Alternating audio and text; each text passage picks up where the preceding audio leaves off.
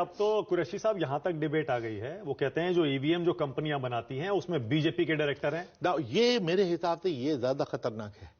ये ज्यादा खतरनाक है क्योंकि देखिए, मैं ईवीएम को जो डिफेंड करता रहा ना, उसमें एक तो टेक्नोलॉजी की जो सेफ्टी फीचर्स हैं, दूसरे एडमिनिस्ट्रेटिव सिक्योरिटी के फैक्ट्री से कॉन्स्टिट्यूंसी तक किस तरह डिस्ट्रीब्यूशन होता है, कैसे रैंडमाइजेशन है, तो फिलहाल उसमें नहीं जाएंगे हम। मैं भी ये कहता रहा हूं, और हमने किताब में, मेरे अपनी किताबों में लिखा है कि उसमें कंपनी के 4 टॉप इंजीनियर्स सॉफ्टवेयर बनाते हैं, ठीक है ना।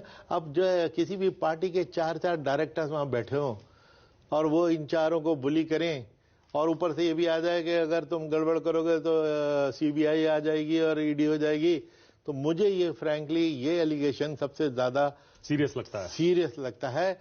और इसके ऊपर डिबेट होनी चाहिए और इसका रिफॉर्म होना चाहिए। इसके ऊपर चाहे सुप्रीम कोर्ट बोले, पॉलिटिकल पार्टी, ये एक सीरियस इशू है, क्योंकि जिन लोगों के न्यूट्रलिटी पे हम डिपेंड कर रहे थे, उनकी न्यूट्रलिटी को न्यूट्रलाइज करने वाले ये 4 डायरेक्टर, मतलब उन कंपनीज को जो ईवीएम बनाती हैं, हाँ, उनको एकदम सैक्रोसैंक्ट रखना चाहिए। सैक्रोसैंक्ट रखना चाहिए। उसकी सैक्रोसैंक्ट होने की हम गारंटी देते थे, अब किस मुंह से गारंटी देंगे? तो कंपनियां चुनी कैसे गई थी शुरू में कुरैशी साहब?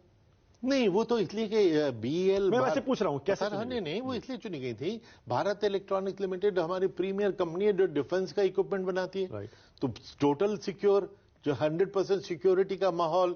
इसी तरह ईसीआईएल है, वो एटॉमिक एनर्जी मिनिस्ट्री के अंडर में। तो 2 मोस्ट डिपेंडेबल पीएसयूज को हमने चुना था, और वो उसके अलावा तीसरी को हम लेने के बीच में हुआ कि भाई ज्यादा काम है, तीसरी भी ले लो, लेकिन हमें तीसरी पे भरोसा नहीं हुआ कि ये दोनों ठीक चल रही हैं। अब ठीक चलने पे अगर ये क्वेश्चन आ गया, भाई जैसे जैसे कोई क्वेश्चन होता है, हमें उसका सोल्यूशन और आंसर ढूंढना चाहिए। तो ये जो पॉइंट रेज हुआ है, इसका जवाब तो हमको चाहिए, मुझे भी चाहिए। ओके, 2013 में ये सारी मशीनें बनी थी जी, तो उसका इस जनरेशन की M3 कहलाती है, हाँ, इस जनरेशन। हाँ, तो उसमें जो सॉफ्टवेयर बनाया गया था, उस पर अब सवाल उठा दिया जाता है। नहीं, वो कहते हैं कौन सा सॉफ्टवेयर डाला, क्या पता उसके साथ क्या छेड़छाड़ हो रही है। नहीं, उस पे तो बहुत, इस पे बड़ी डिबेट हो चुकी है। जो मैं तो सॉफ्टवेयर को नहीं जानता, मैं तो हिस्ट्री का स्टूडेंट हूं, और मेरे बाकी कोलीग भी इसी तरह के सब्जेक्ट। लेकिन 5 आईआईटी के जो प्रोफेसर हैं, डिफरेंट आईआईटीज के, वो सर्टिफाई करते हैं। उनको मालूम है किस तरह सॉफ्टवेयर डाला गया, कैसे सॉफ्टवेयर बनाया गया, क्या चीज है। कुछ लोग कहते हैं कि जी ओपन सॉफ्टवेयर कर दो, जब जनता देखे वो देखे, वो भी हो सकता है। हमें जनरली ये फीलिंग हो कि शायद उसके बाद मैनिपुलेशन और हैकिंग ज्यादा पॉसिबल हो जाए, सिक्योर सॉफ्टवेयर बनाना, लेकिन certified by our committee of expert is a better alternative. तो इस वजह से हम ये प्रथा चलाते थे।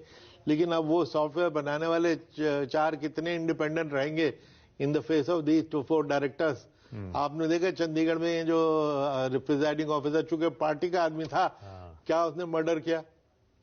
तो